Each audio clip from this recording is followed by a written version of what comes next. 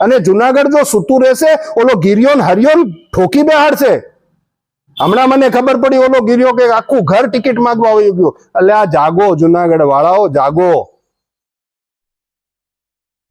કાં તો પછી ભોગવો, બીજું તો કઈ નહીં કહી શકું.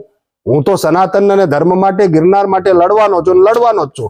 તમે મજા તો જોવો કે ભ્રષ્ટાચારી, દુરાચારી, બલાત્કારી, અત્યાચારી એના વિરોધમાં આવાજ ઉપાડ્યો તો જુનાગઢનો એક ભ્રષ્ટાચારી એને બચાવવા આવી ગયો.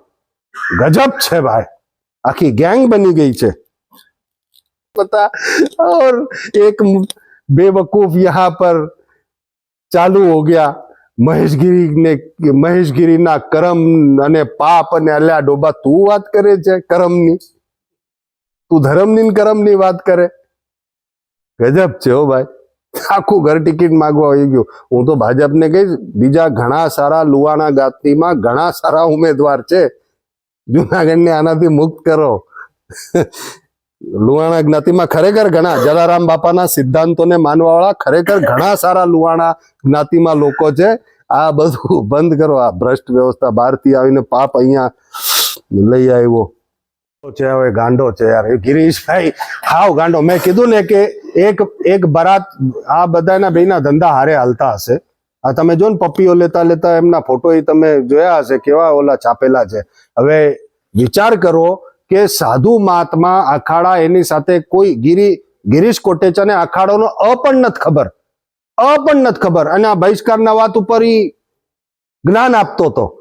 કર્મ ધર્મ મહેશગીરી બાપુ હવે તો પૂરું જ થઈ ગયું. એટલે આ ડોબા તને કઈ ખબર છે? ગામનો સરપંચ કોઈ દી ખેડૂતને એમ કહી કે નિરસ્ત કરી દીધા? અક્કલ કઈ નથી. અને એની વાતો સાંભળવા વાળા અમુક લોકો છે, મન તો શું કે રડવું એ નથી સમજાતું. એટલે એક મિનિટ, મારું કહેવાનું ભાવ એ છે કે આ ખરેખર ગાંડો થઈ ગયો છે, અને આ તો 2-3 મહિનામાં તો લાગે કે હાવ ગાંડો થઈ જાય. એટલે તમને ખરેખર કહું છું, આખું પરિવાર ટિકિટ માટે ગયું છે. જુનાગઢનું દુર્ભાગ્ય છે ભાઈ. હું તો આનાથી વધારે કઈ ન કહી શકું. આ જુનાગઢ જરાક વિચારો, આવા લોકો પાસેથી તમે અપેક્ષા રાખો છો. જુનાગઢનું સત્યાનાશ કર્યું, ધાર્મિક ટ્રસ્ટો, ધાર્મિક સંસ્થાઓને કબજા કરવા, એમાં ઘૂસવાના જેને પ્રયત્ન કર્યા. મેં તો બધા કાગળો સાથે, મેં જે વાત કરી કાગળો સાથે કરી છે. હા, પણ એમાં શું, મહેશગીરીના છે ને આટા મુકાઈ ગયા છે હાવ. કારણ કે એને હું બોલવું, ક્યારે હું બોલવું. ઓમ પોતે એમ કે મેં 40 દીનો હવન કર્યો છે, તારું ધ્યાન ક્યાં છે? અને ખાલી અખાડામાંથી એવી ખબર પડી, તમારા મને પણ ન્યૂઝ ચેનલ મારફતે ખબર પડી કે ભાઈ આને બરતરફ કરી દીધો છે, આને સાધુ તરીકે જ કાઢી મૂક્યો છે. હવે એ તો નિર્ણય ન્યાના સાધુ સંતોએ લીધો છે. કુંભના સાધુ સંતોએ, જે વરિષ્ઠ સાધુ સંતો છે કે જેણે આપણી સનાતનને ટકાવી રાખ્યું, તે તો આ ગામમાં આવીને હું ધંધા કર્યા. તે પેલા વહેલા જ આવતા હોય તેવું કીધું હતું કે નેમિનાથને ત્યાં આવશે તો અમે એના ડોકા કાપી નાખશું. એટલે તું કોઈ ક્રિમિનલ માણસ છે? એ પછી તું કલેક્ટર આરે માથાકૂટ કરતી, 4 આઈએસ ઓફિસરો ઉપર આક્ષેપો કર્યા. એટલે વિકૃત માણસ છે. તમે વિચાર કરો, તનસુખગીરી બાપુ જે 50 વર્ષથી હું એને નજરે જોઉં છું કે મા અંબાની સેવા કરવા જતા હતા અને એ દાખલ હતા, ત્યારે તને એ ખબર પડી કે હવે અંબાજીમાં રોપવે થયો છે ને એની આવક બહુ મોટી થઈ ગઈ છે. એટલે તું રાતોરાત 4 સાધુ અને બીજા 8 જણા, 12 જણા, તમે વિચાર તો કરો, 12 જણા તમે હોસ્પિટલમાં કરી જાવ એમ. એ પણ આઈસીયુ વિભાગમાં. જે માણસ વેન્ટિલેટર ઉપર છે એના તમે સાઇન સિક્કા કરાવ્યો. એની પેલા એને 1 વર્ષથી પહેલા વસંતગીરી બાપુના, ભૂતનાથ મંદિર વાળાને, એ પણ જુનાગઢની ચીખલિયા સાહેબની હોસ્પિટલમાં તું સાઇન સિક્કા કરાવ્યો હતો. એટલે આનાથી વિકૃત માણસ કયો ગણો? તમે એક વિચાર કરો, આવું તો કોઈ ક્રિમિનલ માણસ પણ ન કરી શકે. તું કોકના અંગૂઠામાં રહી આવ, નહીં મંદિરનો કબજો કરી આવ. તારી માથે પોલીસે નિવેદનો લીધા છે પૂરેપૂરા. અહીંથી ને ગોકુલ હોસ્પિટલમાં 4 વાર પોલીસ ગઈ. પોલીસ સાહેબને એની તપાસ સોંપી હતી, એ ડિવિઝનના પીઆઈને. એની પાસે વિડીયો છે, બધા રેકોર્ડિંગ છે જ એની પાસે. ઇવન તનસુખગીરી બાપુના 2 છોકરા, એક દુષ્યંતગીરી અને કિશોર, એના નિવેદન 2.5 કલાકના પોલીસે લીધા છે. એ પણ વિડીયો રેકોર્ડિંગ સહિતના લીધી છે. વસંતગીરી બાપુને જ્યારે ખબર પડી, ભૂતનાથના મંથને, કે બી દાખલ થયા વેન્ટિલેટર ઉપર, એ હાજા થઈ ગયા. આ કુદરતે એને હાજા કરી દીધા. હાજા કર્યા પછી એના સેવકોએ એમ કીધું કે આ તમારા મહેશગીરી અંગૂઠા લઈ ગયો. તો એ રોયા રહી છે ને એણે પછી નક્કી કર્યું કે મારે શિવગીરીને છે ને મારો ઉત્તરાધિકાર બનાવવો છે. જ્યારે એનું વ્હીલ ખોલ્યું ને, વ્હીલ તો કોઈએ નહોતું જોયું, રાજકોટ પ્રેસમાં ખોલ્યું ત્યારે ખબર પડી કે એમાં બાપા લખતા ગયા છે. વસંતગીરી બાપુ મોટી ઉંમરના હતા, 85-90 વર્ષના. એણે એવું લખ્યું છે એમાં કે મેં અગાઉ કોઈ પણ વિલ કર્યું હોય ને તેને રદ બાદલ ગણવું ને હવે પછી આ બિલ તમારે જે હું શિવગીરીને બેહાડું છું એનું વિડીયો રેકોર્ડિંગ છે, 5 સાધુઓએ એની કાયદેસરની એની જે ચાદર વિધિ થાય એમાં ભપુ સાધુ હોય, લોંગટ સાધુ હોય, રુદ્રાક્ષ સાધુ હોય, આ બધાએ થઈને આના વિડીયો રેકોર્ડિંગ પણ અમે પ્રેસને આપ્યા છીએ. હવે આજે એ બેફામ પાછો જો જે માણસ છે ને, એક તો તમને કહી દઉં એને ઘરમાંથી કાઢી મૂકો પછી શું હાલત થાય, છાપામાં આપ્યું હોય કે ભાઈ અમારે હવે આની કોઈ લેવા દેવા નથી, એમ સાધુએ અહીંયા ઠરાવ કર્યો છે કે હવે તમારે આને સાધુ તરીકે ગણવાનો નથી.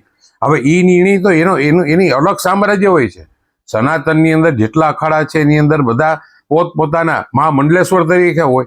એને ખબર પડે કે આ મારો ચેલો આવું બહાર જઈને આવું કૃત્ય કરે છે તો એને છૂટ હોય છે.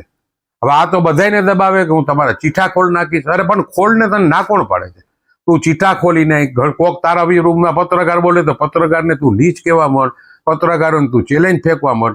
એટલે ટૂંકમાં આને બતાડવાનો જ બંધ કરી દો, કારણ કે આ માણસને કંઈ કામ ધંધો તો છે નહીં. હવે એનું ભરાઈ ગયું. મા અંબાની જેને સેવા કરી એનો અંગૂઠો મારો. આપણે પહેલા નહોતા કહેતા કે તમે આ ભોગ કરો અને ઓલા ભોગ ભોગવો, અત્યારે તો હવારે કરો ને. અને આને તો કાયદેસર મરેલ માણસના અંગૂઠા મારી આવ્યો છે. વેન્ટિલેટર ઉપર અંગૂઠા મરાય 2 જગ્યાએ, અને કાગળ કા નથી રજૂ કરતો. તને દર વખતે એવું પૂછીએ છીએ કે ભાઈ તું શ્રી રવિશંકર તારો શું સંબંધ હતો, કેતો ખરો? તને હું કામ કાઢી મૂક્યો? એનો તું જવાબ નથી આપતો. તારી પાસે કોઈ જવાબ તો છે નહીં. પત્રકારોને બોલાવીને ઘડીક દાંત કાઢ ને ઘડીક ચશ્મા પહેર ને ઘડીક ચશ્મા કાઢી નાખ ને વળી હું તને આજે કોક ન્યાથી ને 2 સાધુએ કોઈ એના પ્રવક્તા હશે, જેમ પાર્ટીમાં પ્રવક્તા એમ સાધુમાં પણ એક પ્રવક્તા હોય કે એ જ નિવેદન આપતા હોય, તો એના જ ધમકી આપતો હતો કે જો પછી તમે જોઈ લેશો, હવે તમે જો કંઈ મારા વિશે બોલશો તો હું આમ કરી નાખીશ. તું ધમકી હેનો આપે જ બધાને? ભાઈ તું મારે ગિરનાર આપી દે. હું ગિરનાર આપી દે? તે ગિરનારને તો આખા દેશમાં બદનામ કરી નાખ્યો. આ તારા બાપુજીનો છે ગિરનાર? તે ગિરનારની આવીને હાલત શું કરી? તે નેમિનાથના લોકોના ડોકા કાપી નાખવાનું કીધું. તું પરિક્રમામાં કલેક્ટર આવ્યા બાદ તું પછી કલેક્ટર ઉપર આક્ષેપો કર. અમારા આખા દેશના મારા અમિતભાઈ શાહ સાહેબ કે જેને દેશને આખી દુનિયા માને છે એની પર તું આક્ષેપ કર. એટલે આ વિકૃત મારો આજે પણ એમ બોલતો હતો કે અધિકારીઓને ખબર નથી પડતી, તો તું કોઈ મુખ્યમંત્રી છો? તને એકલાને જ ખબર પડે, બાકી બધા મૂર્ખ માણસો છો ને તું એક જ બુદ્ધિશાળી માણસ છો. હું તો સત્ય બોલી, તું ટોટલ બોલે છે એટલું બધું અસત્ય જ બોલે છો. તારામાં સત્યનો કોઈ છાંટો છે? તું ન્યા કાન કુંભના મેળામાં નો ગયો? તે બાનું કરીને એમ કીધું હું હવન કરાવું છું. હવનમાં પણ તારો જીવ ક્યાં છે એ તો જો. કાલે એમ કે ન્યા જેટલા મૃત્યુ થયા એને તો બધાને શ્રદ્ધાંજલિ આખા દેશના વડાપ્રધાનથી માનીને બધાએ આપી દીધી. તને હવે હુઈ જો. આજે હું પત્રકાર પરિષદમાં બધું ચોખ્ખું કરી. બંને હું કામ આમાં લીધો? હાલો એ ઘડી ઘરિયોન ગિરિયોન બોલાવે.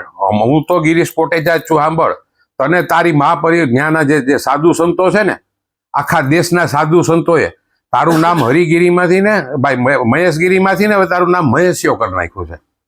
તારું નામ મહેશિયો કરી નાખ્યું. એ તો એ લોકોએ કર્યું છે, એમાં અમે થોડા ઠરાવ કરવા ગયા હતા. તું એને પૂછ ને.